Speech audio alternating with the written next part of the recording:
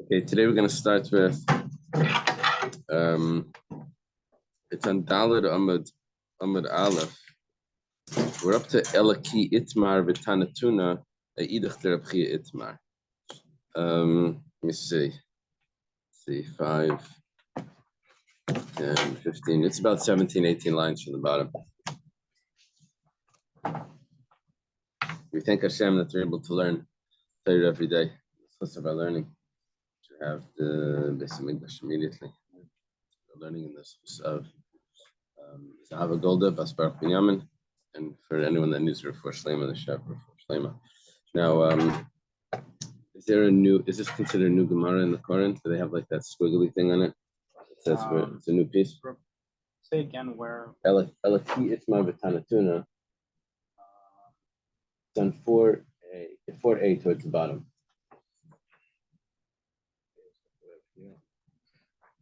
The other more. No, go back one paragraph.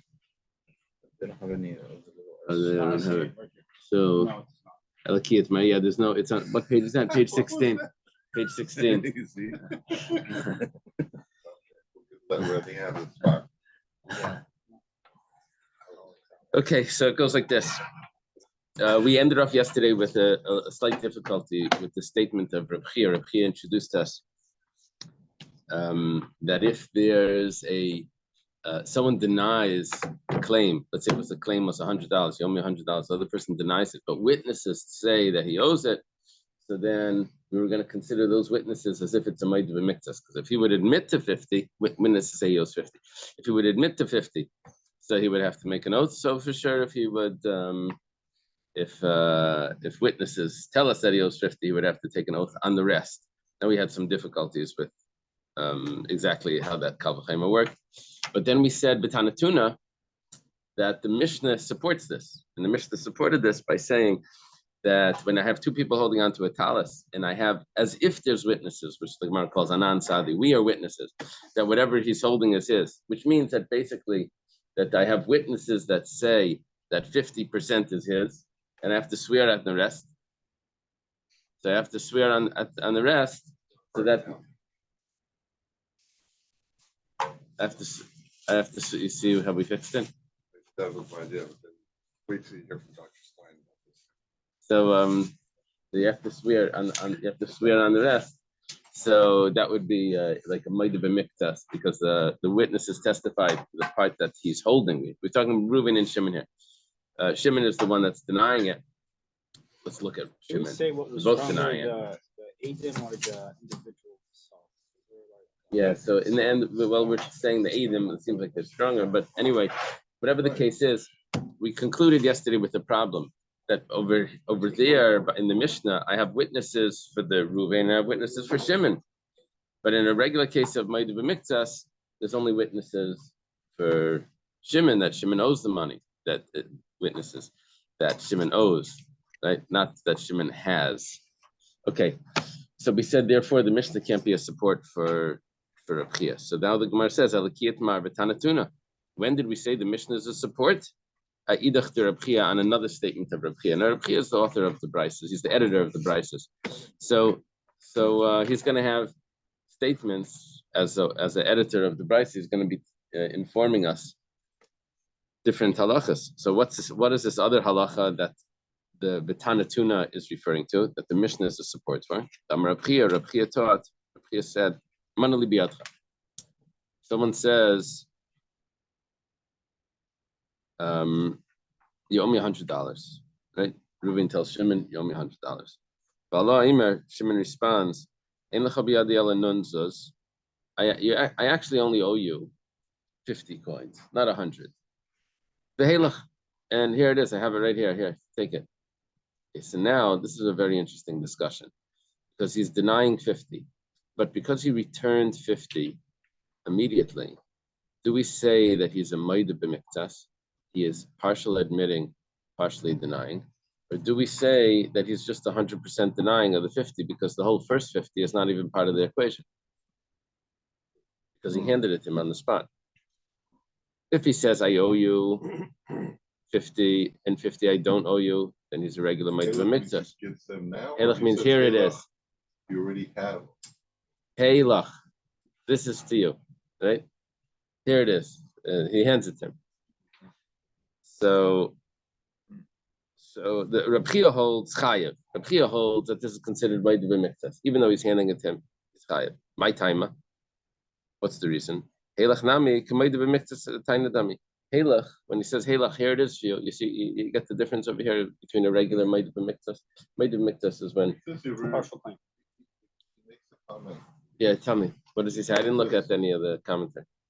In the present case, the defendant means by here, it is yours, that he has not spent the 50 sus lent to him. They are already in the plaintiff's legal possession, wherever they are. Okay, who's he quoting there?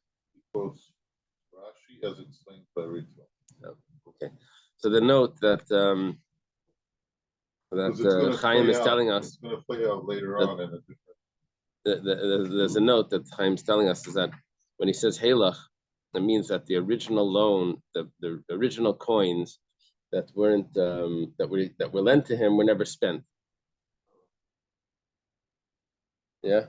Is that the difference maker? Because usually I don't know if that's. I don't know. I think the same thing would apply if he hands it to him on the spot, even if it's different coins. It says here it is, but that could also be a case. Okay. Now V'tanatuna, and now here's the main point that the Mishnah supports this. Reb Naftali, what's wrong? When it comes to a loan, it doesn't matter if you spend it. Yeah, right? I don't understand why it would matter. It would matter if it's pecado, but it shouldn't matter if it's money. You Right. borrow money to spend. It doesn't matter if you spend it. Yeah, so what he's saying this from Rashi actually says that. That would mean even if he doesn't hand it back to him. That's the chiddush. That even if he doesn't say, here it is. What's this aleph over here? Yeah. There's a goyis agra. The Ran is chaylik. The Ran says like you, Reb Naftali. You want to remember the nun for the Ran is Reb Naftali now. Whoa, baby, Naftali, take the Close to rest of the the day gra- off. Take the rest of the week off. Oh man. Yeah. with the And trophies. If you look in the aleph in the goyis agra, he says that. Okay, so V'tanatuna and the Mishnah supports this. It's a shnai machsim b'talis. Two people are holding on to the talis, and what do we say? That if they're holding on to half, but here, given the toughest, he was holding on to it. And on Sadi, the toughest helachu. We're saying that it's his. So it's as if Shimon is telling Ruvain that you're claiming the whole talis. You're saying kula shali, but guess what? 50% is yours. Go ahead, hold on to it. Right? He's as if he's holding on to it, as if let's say like Rashi, as if he never spent that money. You know, that's still in his possession. Ukatani Yushava. And it says that you have to swear. Okay. Now Rashi explains this that we're using both Reb Chias. We're using the Anan Sadi, that Reb Chia, where I have witnesses. That witnesses is considered like being Maida. And also Halach doesn't take away from the Maida B'miktas. When you say here it is, it doesn't take away from the fact that he's still denying 50 and he's admitting, it's still considered he's admitting to 50, even though he's handing it to him. Okay. Rav Shesha Samar Halach Pater. Shesha says that he says here it is, then he's exempt from taking the oath of a Maida B'miktas. My time, what's the reason? Yeah, Maida is the admitting and Kaifer is denying. My time, what's the reason? Since he tells him Halach, here it is. So the money that he's admitting to, she's saying here it is. It's as if the Malva is holding it. Lender. So if Reuven's holding it. Now this probably is Rashi's source, that even though he's not handing it to him, but it's as if he's handing it to him, because he's saying he never spent it. But in the other 50, so he's not, he didn't admit to that. So really the claim here was only on 50. Therefore he's not admitting to anything. Oh. Yeah, like resets the claim. Well, Rav Sheshes Kashem Masnisen. 1 second. In our Mishnah, we said that he has to take an oath, and of course, right at this point in the Gemara, we're ignoring that the oath is at the Takanas Chachamim. We're thinking that the oath is a Maida B'miktas oath. We're thinking that the oath comes because anyone that denies a partial denial has to take an oath. And here he's a partial denial. Why? Because he's saying that 50% is not yours, 50% is mine of the talis. So why in the Mishnah does he have to take an oath? According to Rav Sheshas, you should be exempt. He gave the other guy the 50. Rav Sheshas must listen to Kanas Chachamim here. Rav Sheshas says, no, you don't remember Rav Yechanan from the last page. The reason why he takes an oath in the Mishnah is that we don't have people running over to other people. We don't have Shimon's running over to Reuben's, grabbing onto the half the talis and saying that the whole thing is mine, and then they end up with half. We say to avoid, to prevent people from doing that, we make them take an oath. They're in the Black Friday. The other opinion, which is Reb Chia, he says, you're right. Takanas Chachamim. It is a Takanas Chacham in the Mishnah. Now, even Reb Chia says that it's not exactly the Mishnah. The Mishnah is really a Takanas Chachamim. If I would say that in a regular case of Maida B'Miktas, and then he says, Halach, person claims Yomi 100. He says that here's 50. And the other 50, it's not true. I don't know you. So if I would say that he would be chayiv there, so now back to our Mishnah. When we made it to Kanas Chachamim, we made it, the sages instituted that he has to take an oath that's comparable to the original oath of a Maida B'Miktas. Just like in that case of a Maida B'Miktas, where he says, here it is, he would have to take an oath. So too in our Mishnah, our Mishnah is not a real Maida B'Miktas because, like we said before, our Mishnah has witnesses to both sides. Witnesses that he has 50 and witnesses that the other guy has 50. Right? What are the witnesses? That he's holding it. That's a non-sadi. That's as if there's witnesses. So our Mishnah can't be a real Maida B'Miktas, but our Mishnah is a Takanas Chachamim similar to a Maida B'Miktas of Halach. And the sages instituted their decrees in a way that matches up with the biblical oath. So Eliyam midaraisa Halach pater. But if we would say that Halach was pater, if he says here it is, he's exempt from the oath. Misakni Rabbanan Shvuot less of the Kavased midaraisa. Umar says in surprise, would the sages institute something that there's nothing similar to that in the biblical laws? So we're assuming that if this would be a real case of Maida B'Miktas, he would have to take an oath. So in this case, he has to take an oath rabbinically. Okay. Meisvei. Where's the question? It says Slaim Dinarim. Slaim Dinarim is a case where I have a document that says that Shimon borrowed from Reuven Slaim. That's a plural of Selah, plural coins, or Dinarim is another plural. Now, how much is the plural? Usually, well, it's at least two, right? So he borrowed coins, he borrowed dinarim. Now, Malva Imer, Reuven says, Chamish. Here's the document, and you owe me 5. It says, the Slaim, it's 5. It's a loan. Yeah, there was a loan, but the question is how much it was.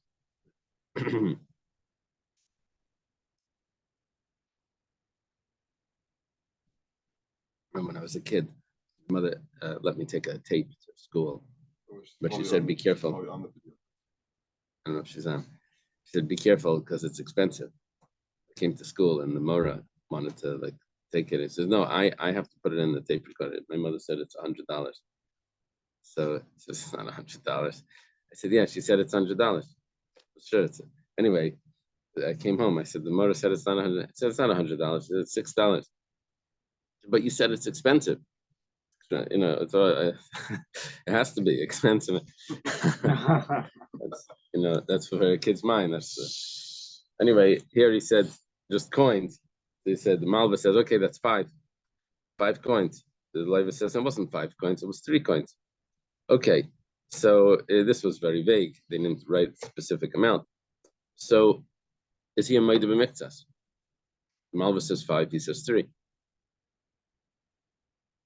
So if without the document here, he's a regular Maida B'Miktas, right? He's a regular Maida. The problem is that there's a document here that says that he owes 2. Now, the document that says that he owes 2 leads us to think that it really is only 2. Because even though it doesn't say the amount, but the fact that it says the plural without an amount sounds like it's just 2. So Rav Shimon ben Elazar, Rav Shimon ben Elazar says, no, it's a regular Maida b'miktas. He has to take an oath.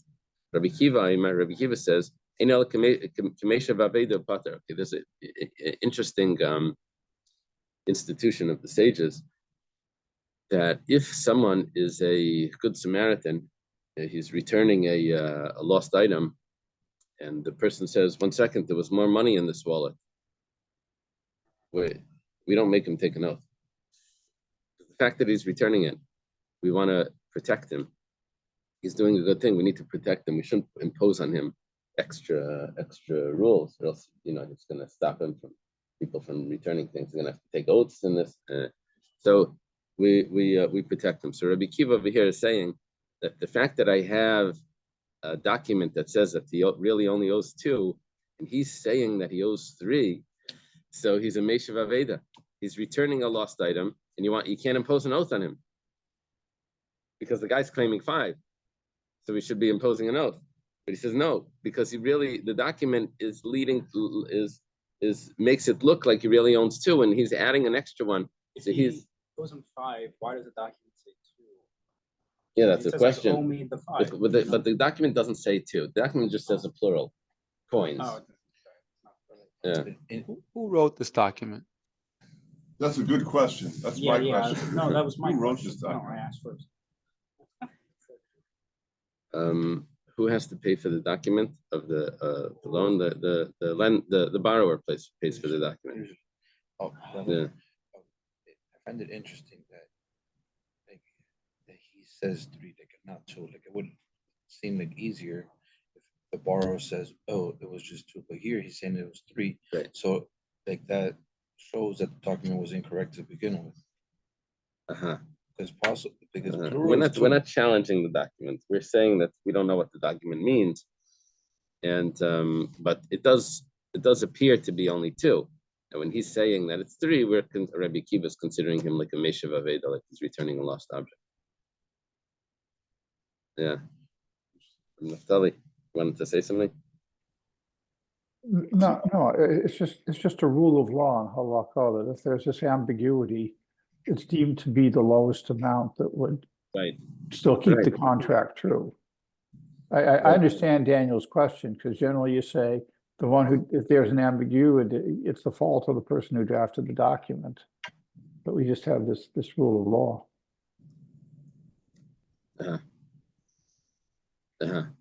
Now, what's happening now is that because there's a document for 2, so the document itself is like halach. Because it's in a document, then it's as if he said, here it is. Okay, now, but 1 second, he's still admitting to the other one. So hold on 1 second. The other Gemara says, one of the things we learned here, and we learned nevertheless, is that Reb Shimon ben Elazar is a student of Reb Meir. So he's 2 generations down from Rabbi Akiva. It's interesting that his position was put first. Shimon ben Elazar, because he admitted a partial admittance, Yeshavat, then he has to take an oath. Now, what do we consider that he admitted? What's going on? Time Adamar Shalish. What do you say he's admitting to partial? That's because he said 3. Hashtayim. But if he only said 2, then what would be? Is he considered admitting? Pater, he would be exempt. Why is he exempt? Because the document there is as if he said Halach. This document that he's admitting to, Halachu. That document is exactly like he said Halach. As if he would only say, the Shimon Elazar says that he has to take the oath because he said 3. But if he would have only said 2, then it would have been 2. He would be exactly what the document says. And the document is if he said, here it is. And why is the document like he said, here it is? Because the document you could collect from land if you have the document. So the land is there. So he said, basically, here's your land. And he hands him the document. When he not hands him the document, the other guy has the document. But when the other guy has the document, it's as if he has the land wherever it is. We see from this the implication of what Reb Shimon ben Elazar says is that Halach is pater, which is a proof to Reb Sheshes, which is a kasha and Reb Chia. So that's why we started with the Meisvei. You have a question over here. On Reb Chia says that Halach is chayev, that even if you say here it is, you're still considered a Maida B'Miktsas. The implication of this brisa is that Halach is pater. He says here it is, it's not considered admitting. It's not considered that he is admitting, a partial admitting. It's as if it restarts the count. Umar says, like, all of this was just an implication. Really, I could say to you, Shtayim is also chayev. And that's a surprise. If he would say 2, that he would also have to take the oath. So why do you say 3 he takes the oath? When you say 2, he takes the oath. But why the Brisa talk about if he says that I owe you 3, the guy's claiming 5, he says I owe you 3. Why did it say 3 if the same rule would apply to 2? It says Lafukim mid Rabbi Akiva. He was trying to argue with Rabbi Akiva, and Rabbi Akiva, if he would say 2, wouldn't have the same point, because Rabbi Akiva's point was the Amar Meshav Avei Dahavi Pater. Rabbi Akiva's point was that if the fact that you're saying 3, you're adding one extra coin to what the document said, and therefore you're considered like returning a lost object, and therefore you're exempt from the oath. I see, but So he wants to argue on that he's not exempt from the oath. So, but that would only take place by if he said 3. Kamash Malan. So comes along Reb Sheshes, not Reb Sheshes, Reb Shimon ben Elazar, to say the Maida Miktsas Atayna Avi B'Chayev, that he's really a Maida Miktsas. Even though Rabbi Akiva argues, he's saying that. we learned that we said that the document didn't specify. The document didn't specify, right? So even if he gives 1, that's No, because it said it had a plural. Oh. It can't be 1. It specified that it's not a singular. If that's the case, that this whole idea was just to avoid Rabbi Akiva, that's why it says 3. But really, the same halacha for Reb Shimon ben Elazar would be if it was 2. Then Reb Shimon ben Elazar Mahayel Vahid Miktsas Tani Yeshava. Really, what it should have said is Afze Yeshava Mibayle. Also by 3, he has to swear, including 2 and 3. Ella, in other words, the wording doesn't match the way the Gemara is now understanding it. Allah Elam. Oh, look at it. Weak. Oh, weak. Weak. It's between me and Chaim. Oh. You made it a whole public share. Dr. Steiner. Dr. Oh, Steiner. you don't even want to know what's going on here. Chaim's not in his right chair No, because no, no. I no. came Leave late. it. I thought it was between you and Chaim. Okay. Yeah, no, you have So- 2 to choose from. I was wrong. Okay. After There you you turn go. back. Allah Elam.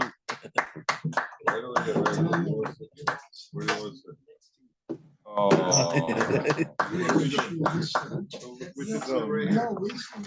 His father-in-law might get jealous. I can't. Just too much. I can't explain it. Yeah, so you have to be You it. have to be here. The only one that's missing is Mr. Benak. I was gonna say, he's gonna be jealous. Okay. I don't know if this camera capture this. Oh, so nice. Ella Li'olam Shtayim Pater. We're going back. We're saying that if it would really be 2, he'd be Pater. Now, if 2 is Pater, if you would say that I owe you 2, he's exempt. Now, we thought that this was a proof that Halach is Pater. That if he says here it is, he's exempt, and that would be a kasha on Reb Chia that says Halach is really chayev. So, okay. So if that's the case, it seems to be a kasha. Aloylam Shtayim Pater, but the truth is that Halach is chayev anyway. Reb Chia is not making a mistake. Reb Chia is correct. Shani Hacha, but here it's different to Kamasai Lishtara, because over here he has a document that's supporting him. Let me see what it says in your comment there, the document. So,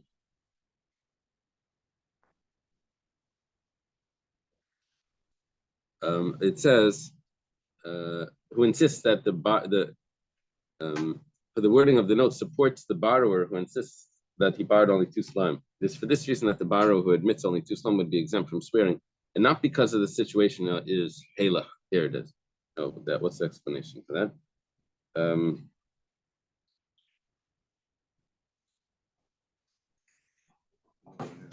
A note signed by witnesses has the force of witnesses that the information contained therein is true. And as stated on 4a, witnesses who support a defendant's denial of half the claim against him exempt him from Maida Miktsas oath.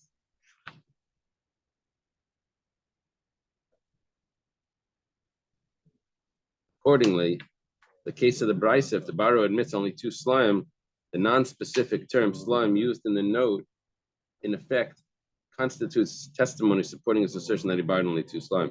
It's for this reason that he is exempt from swearing, not because of the 2 slime that he admits are viewed as a halach. The reason why he's exempt here is because the document says that he only has 2. It's the witnesses of the document that are saying that he does not owe the other 3. That's why. Why doesn't he have to take the oath? Not because he said 2, here are the 2. It's because the witnesses of the document are saying that he does not owe the other 3. When you say 2 in the document, that means that you don't owe 3. The person in the situation where the lender says that he owes him 3, does that cancel out the witnesses? The lender says you owe me 5. No, sorry. The borrower says that he owes him 3. Owes him 3. Does that cancel the witnesses? So what happens now is that the claim of the 5, according to Rav Shimon ben Elazar says that he has to take an oath, is because he's going above the witnesses with the 3. Now in that claim, you still have a partial admission. But if he would say just 2, and he's concurring with the witnesses, so then with the document, what's really happening is that there's testimony in the document that he doesn't know the 3. Okay, that's one shot. All we're trying to do here is we're trying to answer the question on Reb Chia, where Reb Chia says that it would be Meida b'miktsas, even though there's witnesses. We're saying that no. And over here it seems that he's pater if there's witnesses, right? If he says halach, not the witnesses aspect. It says here it is. That's what we're dealing with. He says here it is. Reb Chia says the second Reb Chia. We're dealing with halach. Here it is. The reason why over here he's pater is not because halach is pater. The reason why he's pater is because we have witnesses that say that he doesn't know the rest. This yeshava is the Takani yeshava? No, it's a Meida b'miktsas. So now we're going back. Yeah. Inami. Another pshat is mishum davli shtar shibit kakais, because when you have a document, there's a lien on property. We have a rule. Veinishbarn al kfir shibit kakais. You're not allowed to. We don't swear when someone is denying that he owes property. We learned that from the Torah, actually. That you don't swear on property. Now, what's happening now is that we're extending this a little bit, because he's not swearing on the property. He's swearing on the admitting to the property. The 2 is, which is the property, is not what he's denying. That's what he's admitting to. But because he's admitting to property, you don't swear on the remainder of the Meida b'miktsas. Because the Meida b'miktsas comes because of your admitting, so the oath comes because of the property, even though usually when we say you don't swear on properties, you don't swear when you're denying property. But here we're going to say that you don't swear when you admit to property and then have to swear on the rest. That's we're extending this a little further. Okay. Ika d'maisiv miseifa. Some said that when we quoted this brisa as a kasha on Reb Chia, some asked it from Rabbi Akiva, not from Rab Shimon ben Elazar. Remember, we had a machlekes here. If slaim dinarim, if he says coins with a plural, is this considered a Meida b'miktsas or not? Rab Shimon ben Elazar says yes. Rabbi Akiva says no. He's considered a meishav aveda. Some asked the question from Rabbi Akiva. Rabbi Akiva, Rabbi Akiva says he's like returning a lost object and he's exempt. Time of Shalish. Why is he exempt? Because he said 3, but if he would have said 2, according to Rabbi Akiva, chayev, he would have to take the oath. What oath? Meida b'miktsas. 1 second. Bashtar, given the Meida b'kelach tami, but there's a document there. Document as if he's saying, here it is. Because it belongs to the lender wherever they are. So it's as if he's saying, here it is. And nevertheless, he has to take an oath. Shema mina halach is chayev. Now we have a kasha on Reb Sheshas. Sheshas argued on Reb Chia. Sheshas said, halach is pater. He says, here it is, he's exempt. So the Gemara says, loy. No. Don't imply that. Really, 2 would also be exempt. Why do you say 3? He's just coming to argue on Reb Shimon ben Elazar. Because Reb Shimon ben Elazar says that he's a Meida b'miktsas when he says 3. And Kamash Malan is coming to teach us the Meshav Aveda Havi Upater, that he's considered a Meshav Aveda. Rabbi Kiva is coming to tell us the Chiddush that argues on Reb Shimon ben Elazar. It's not coming to tell me that there's a difference between 3 and 2. He's coming to argue on the 3. What's his emphasis here? That by 2 would be different, or that 3 is going to be exempt? His point is over here is to argue on Reb Shimon ben Elazar. Reb Shimon ben Elazar says that if he says 3, he's chayiv. Rabbi Kiva says if he says 3, he's pater. What's going to be by 2? Could be he's also pater. We're not saying that the 2 is chayiv. Which his main point is to argue on the 3, to say that the concept of a Meshav Aveda. The Gemara says, but this is also logical to say it like this. If we would say that 2 is chayiv, but 3 is pater, so how could it be pater by 3? Notice what would happen over here. If it would be chayiv by 2, which is the way we wanted to learn this, to ask the question. We see by 2 he's chayiv. It says that he owes 3, then he's going to be exempt. It says hayarumi kamarim, but that's a great trick. You want to get out of an oath of not paying all 5. If you say 2, you're going to have to pay. Say 3, and then you're exempt. You don't have to pay 4 and 5, and you don't even have an oath. So it must be he thinks like this. If I say 2, I'm going to have to swear. I'll say 3. I'll give it. I'm doing. I'm a good Samaritan now. I'm doing extra. I have a Kameshav Aveda. Now I'm like returning a lost object. If then I'll be exempt. Rather, what's really happening here is that 2 is also exempt. Why is 2 exempt? Maybe because of Halach, according to Reb Chia. Maybe because of Would be the same thing as the witnesses. Maybe because of the witnesses. Yeah. Maybe because of the karka. Yeah. Yeah, I'm sorry. It just seems implied that if the third one is the returning the lost object, kind of like assuming that the 2 other ones are rightfully his is according to contract, like kind of a right. So why would he have to swear on the 3rd and not on the 2 and not on the 3? So why would he have to swear on the 2? If he said 2, because when he's giving the 3rd, right, he's saying, I owe you, by contract, really only owe you 2, but I'm being nice, I'm giving you the 3rd one as a returning. Right. So that kind of, so why would he have to swear by giving him only 2? If he gives him 2, then Reb Chia holds that even though he's saying here it is, even though there's a contract there, but nevertheless that's considered partial admitting. But he's saying because the contract is witnesses. We would. Do we have to accept the first Reb Chia? The first Reb Chia I'm just said saying that like witnesses. Well, I don't think, all I'm saying is that according to Rabbi Kiva's point of view, if the 3rd one is you're returning the lost object, that's assuming that really he only has to give back 2. I don't know. Right. Yeah, no, 100%. That's correct. So it'd be weird if he didn't have to swear with the 3rd, with giving 3, why would he have to swear giving 2? Are you saying because even if he doesn't admit, he has to give back 2. That's what you're saying, right? Yeah. It seems like the 3rd one it has the first one within.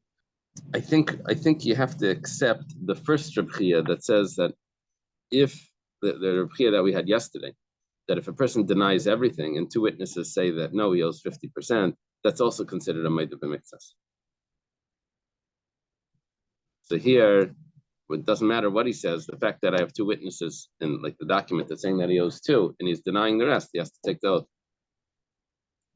It's only the exemption that he gets when he says 3, right? The Gemara says, but would that fit? Mm-hmm. I don't understand why they would make him take an oath for 3 if he could just give back the 2 and he wouldn't have to. You can't force him to an oath. At least that's what I understand. witnesses say two, the paper says two, he gives back two, they can impose an oath. So why would they impose an oath if he gives three? No, by two, they do impose an oath or they don't impose an oath. I think According to Rabbi Chia, they do. that's Yeah. Rabbi Akiva, we're asking a kasha from Rabbi Akiva says, well, this kasha was on Rosh Hashanah, really from Rabbi Akiva. Okay, now the Gemara says, Ella kasha le Rabbi Chia, but this is going to come out a kasha according to Rabbi Chia, because according to this, we wanted to say that two would also be exempt. Because if two was chayiv and three is exempt, then he would say three, and he would do a trick how to get out of those. So therefore, we wanted to say it's probable that two is also exempt. 1 second, Reb Chia held that halach is going to be chayiv. But when you say here it is, you're chayiv. So it's a kasha on Reb Chia from this. The Gemara says, no, shani hasim become shtara. Regular halach would actually be chayiv. You're right. If you say here it is, you're chayiv. But here, because there's a document, it's as if I have witnesses that are saying that he does not owe the other three. It's not witnesses that he owes the two. It's he has witnesses that he doesn't owe the other three. That's what we're saying. Inami, or else, like we explained before, because the document is considered denying property. It's really not denying property, it's really admitting to the property, but we're saying that anything that involves property exempts him from the oath. So over here he's going to be exempt from the oath, but even though in a regular case, by halach, he's not going to be exempt from the oath, Reb Chia would be correct that he has to take the oath. It's still his word against the other, because it didn't specify Right. the value. So he says 5. I don't see it's a witness to what. I don't see what the Why is it that? Because the fact that the document says plural, that means that he owes two. Not necessarily. Not necessarily, but we're taking that as a support that he owes two.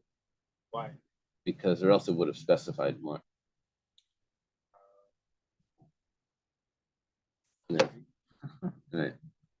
Let's say 5 denarii. Do they still use the word monies? Only in places where there is. Usually on the loan they write out the sum. 500,000. This would be he borrowed monies or something, and then it would have to be two, some denomination of two or some sort. Masa Marzutra Breder of Nachman. Marzutra of Nachman's son has the following question. Tanu Kalim Bakarkois. If someone claims from someone else that you owe me utensils, which is personality, and you also owe me land. The guy says, you're right about the personality. I owe you, but the land, I don't owe you the land. Or let's say the opposite. He admits to the land, but he denies the utensils. So it says pater. He's exempt from the oath. He's exempt from the oath. Even though he's partially admitting, partially denying, he's still exempt. He's pater. Let's say he says, I only owe you some of the land, but not the rest of the land. He's claiming, let's say, an acre. He said, I owe you half an acre. Mixas kalim, but let's say he says that I owe you some of the utensils, but not the other utensils. Then he's going to be chayiv. He's going to have to take the oath. Why? Because he's a maida v'mixas. And he's maida on the kalim, and he's kaifer on the kalim. He's denying the utensils, and he's admitting the utensils. That would require an oath. But it says, were these utensils that were on the land at the time of the acquisition? So it's a question of was it by the Vago or not? I'm not sure. I don't know if it have to do with yeah, we're gonna see. So a utensil is like money? Yeah. Time at the Kalim Karkais. What's the reason over here why he's going to be exempt? The Karkalav Bash, because there's land here. The Karkalav Bashvuhi, because you don't swear on land. Ha Kalim Bakalim, Dumya the Kalim Karkais. It's chayiv. But let's see what have the same case. Just everything is the same, The only difference is instead of having land and utensils, you just have utensils and utensils. Now, one of the details of land is that the land is, when you say that it's his, it's automatically his. And it doesn't have to, you don't have to hand it to him. It is his wherever it is. Okay, I admit to you the land is yours. Okay, the land is his, right? So it's as if he's handing it to him. So what we want to do now is we say, the problem why you don't, what's the reason why you didn't have to swear over there when you're admitting to land? That's because you don't swear on admitting to land. But let's say it was utensils, and everything else is the same, which means that you're handing it to him. Hey, Chidami, what's the case? If you want to make it comparable to land without the aspect of land, then you would have to be handing it to him. And that would be Halach, that's saying, here it is. The reason why he's exempt is because it's land, not because he's handing it to him. If it would be utensils handing it to him, he would be chayiv. That's a proof to Reb Chia. It's a kasha and Reb Sheshes. Gemara says, "Loi, it's not a real question because really we can adjust this by saying kelim v'kelim nami pater. Even if it would be utensils, he'd be exempt. But the kelim v'karkais, this that we said land and utensils and land. Hakamash is coming to teach us. It's coming to tell me a different story. You see, when we said that if he denies utensils and admits to utensils, then we said that he has to take the oath. We didn't add in the detail that you know what oath he has to take? He has to take oath not only on the utensils that he's denying, but he has to take an oath also on the land that he's denying. Usually you never swear on land. It says, my kamashbala and zaykikin, you coming to tell me, zaykikin I think means like you attach to the, how do they translate zaykikin? That you, subjection, okay. That you put the oath of the personality that it apply that it goes onto the land as well. But that's what you want trying to tell me, Tanina. I know that from another Mishnah. Mishnah says that if you have to take an oath on personality, which that's an acceptable oath. So, but there's also land that's involved. Then we'll throw in the oath on the land as well. And that's what you're trying to tell me. I know that from a Mishnah that says this is the main source of learning this. That other place that you're telling me, that's just because it was talking about land. So we threw that in over there. How do you make an acquisition on land? We said also, by the way, you'll also take an oath on land. Over there was talking about what Dr. Stein said, agav, that you can acquire personality together with acquiring land, and you can also swear on land together with swearing on personality. So it's mentioned that over there, but here's the main source. Right. Yesterday we had this similar situation where they would put one oath because since he was already taking an oath, might as well just. Yeah, we had that. That was Gilgal Shua. This is similar. This is where the land would really require an oath anyway. But because it's land, if there was no personality there, we wouldn't have taken the oath. Let me go to a few lines further. But according to the one that says that he's exempt, which is Rav Sheshes. Why do I have to say there's a pasuk that teaches me that you don't take an oath on land? 1 second. You don't take an oath on land because it's halach. It's always here it is.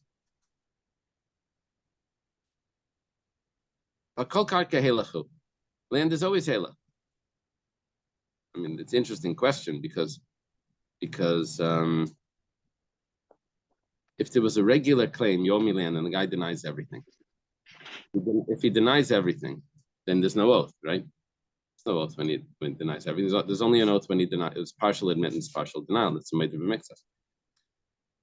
So if he's partial admitting to land, then basically what he's saying is here it is. So why do I need a pasuk that tells me that you don't take an oath? According to Rav Sheshes, you never take an oath when there's land because it's always halach, and halach you don't take an oath. Why is land always halach? Because it always goes to the possession. As soon as he admits, it goes immediately into his possession, even though the guy's living somewhere else. Without a kinyan, without anything? They can make the kinyan right there. How do they make the kinyan? The document or something. But the idea is that it could become his wherever it is, and it doesn't. It's not like where money. It says yes, I owe you, and I'll have to pay you, and I'll give it to you sometime. He's saying here it is. This is your land. Maybe give them also keys. Yeah. No fence for the house. Does it mean they're on the land when they have the discussion? No, it doesn't have to be that. It doesn't have to be that they're on the land. The idea is that when we're saying that the case restarts. The case restarts when he says immediately at the case, he says, not only do I owe you money, but here it is. Is this a case of Memkar, or is this a case of a lien on the land? It could be a debt or whatever, or a lien, whatever, it doesn't matter. The idea that there's land there means that it's automatically, it's as if it becomes Reuven's, even though Reuven isn't there. Yeah, wherever it is, it would become his. Which means that what is the case that we're discussing right now? Everything else. So instead of being a Maida b'miktsas, now it's just the case resets, and we're only discussing the other half. So Amalach, so why do we need a pasuk to tell me that you don't swear if it's halach according to Rav Sheshes? So Amalach, so he would say to you, it's let's say the land was ruined and it's not the original land. So it's not really halach. It's not saying here it is, and it's yours and you have it all. It's not 100% the original land. So because he ruined it, so he's not really saying halach. There's things that he has to do. He has to fix it up. Inami, or else another answer. You flip it like this. The guy claims that you owe me personalty and realty. He admits to the personalty and he denies the realty. So then he's not saying halach, because he's not saying that here's the land. He's saying here's the utensils. So if not for the fact, maybe he's not saying here's the utensils. He's saying that I owe you the utensils, right? Let's ignore the halach aspect of it. So we have a case of land, and it's not halach, because he's denying the land, not admitting land. Yeah, you follow? Denying the sale. Or whatever it is, that he owes the land or the sale So of the land. Peter Minuet, the Indians gave him back his 60, whatever they were called in those days, Golden Court, German courts, and then handed everything. Okay, let's leave it over here. In that scenario, that there's utensils and land.